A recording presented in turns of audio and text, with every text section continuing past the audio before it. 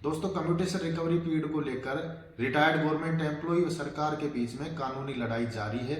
इसी बीच हाल ही में दिनांक 27 नवंबर 2024 को पंजाब एंड हरियाणा हाईकोर्ट द्वारा स्टेट गवर्नमेंट ऑफ पंजाब के पेंशनर द्वारा फाइल की गई कुल 808 रिट पिटीशंस को डिसमिस करते हुए एक करारा झटका पेंशनर्स को दिया गया है। आज इस वीडियो में हम उसी जजमेंट की बात करेंगे कि किन ग्राउंड्स के आधार पर ऑनरेबल हाई कोर्ट द्वारा उन एक साथ 808 रिट पिटीशंस को डिसमिस कर डिस्पोज किया गया है। तो चलिए दोस्तों, वीडियो की शुरुआत करते हैं। नमस्कार, मैं एडवोकेट सीताराम चौधरी एक बार फिर से नई लीगल अपडेट के साथ अपने यूट्यूब चैनल पर स्वागत करता हूं। दोस्तों, कुछ समय पूर्व state government of Punjab, Haryana व चंडीगढ़ यूटी के जो स्टेट पेंशनर हैं, उन्होंने कम्यूटेशन रिकवरी पीरियड को 15 से घटाकर 12 साल कराए जाने को लेकर writ petition honourable Punjab and Haryana high court में फाइल की थी। उन पिटीशंस पर सुनवाई करते हुए ऑनरेबल हाई कोर्ट ने एक इंटरिम ऑर्डर जारी कर कम्यूटेशन की रिकवरी 15 के बजाय 12 साल में ही बंद किए जाने के आदेश स्टेट गवर्नमेंट को दे दिए थे और स्टेट गवर्नमेंट ने भी इन ऑर्डर की कंप्लायंस में कॉमन सर्कुलर जारी करते हुए न केवल पिटिशनर बल्कि स्टेट गवर्नमेंट के जो भी पेंशनर है जिनके रिटायरमेंट के 12 साल कंप्लीट हो चुके हैं, उनकी पेंशन से रिकवरी बंद किए जाने का कॉमन सर्कुलर जारी कर दिया गया और सभी की पेंशन से कम्यूटेशन रिकवरी भी बंद कर दी गई। अब पंजाब व हरियाणा हाईकोर्ट द्वारा दिए गए उस इंटरिम ऑर्डर का रेफरेंस देते हुए देश के अन्य कई कोर्ट्स ने भी, चाहे वो आर्म फोर्सेस ट्रिब्यूनल हो या फिर कैट मुंबई बेंच हो या फिर J&K हाई कोर्ट हो, और भी कई अन्य कोर्ट्स हैं जिन्होंने पंजाब व हरियाणा हाई कोर्ट द्वारा दिए गए इंटरिम ऑर्डर का रेफरेंस देते हुए पिटिशनर की पेंशन से रिकवरी 12 साल बाद में बंद किए जाने के इंटरिम ऑर्डर जारी किए। लेकिन अब Punjab and Haryana high court ने 808 पिटिशनर्स की रिट पिटिशन डिसमिस करते हुए डिस्पोज कर दिया है। साथ ही जो इंटरिम ऑर्डर रिकवरी बंद किए जाने का दिया गया था उसको भी निरस्त कर दिया है। दोस्तों, अब हम बात कर लेते हैं कि ऑनरेबल हाई कोर्ट द्वारा किन ग्राउंड्स के आधार पर एक साथ एक ही जजमेंट से 808 रिट पिटिशंस को डिसमिस कर डिस्पोज किया गया है।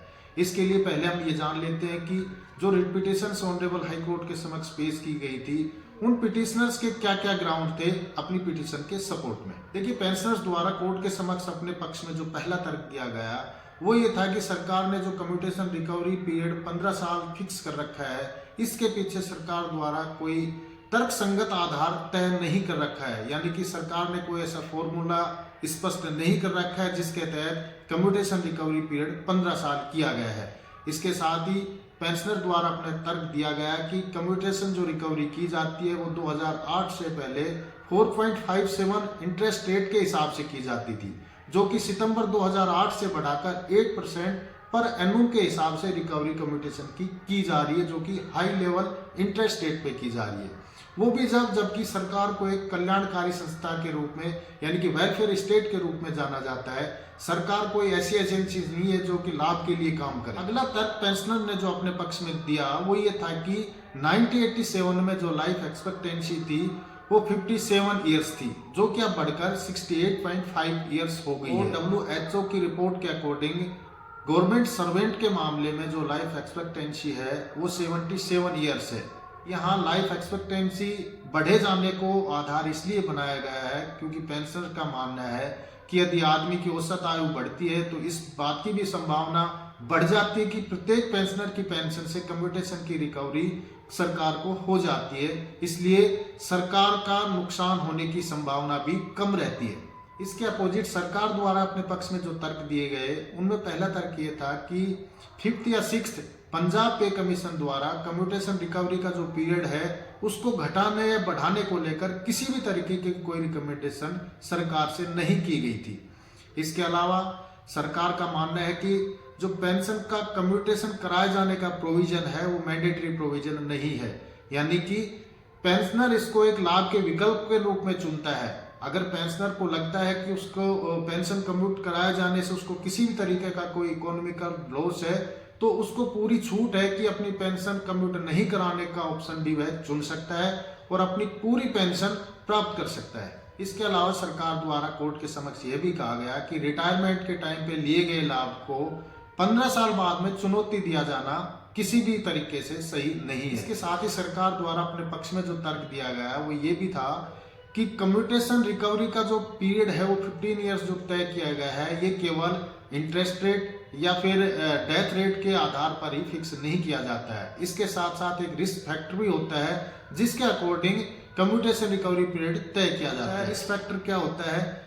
सरकार का कहना है कि कम्यूटेशन का जो पैसा होता है वो कोई लोन के रूप में हम नहीं देते हैं।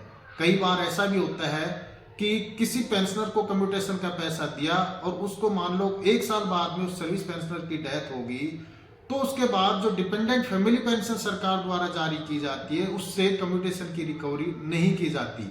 यानी कि कई मामलों में ये रिस्क फैक्टर ऐसा भी होता है कि सरकार का सारा पैसा पेंशनर से वसूल नहीं किया जाता है।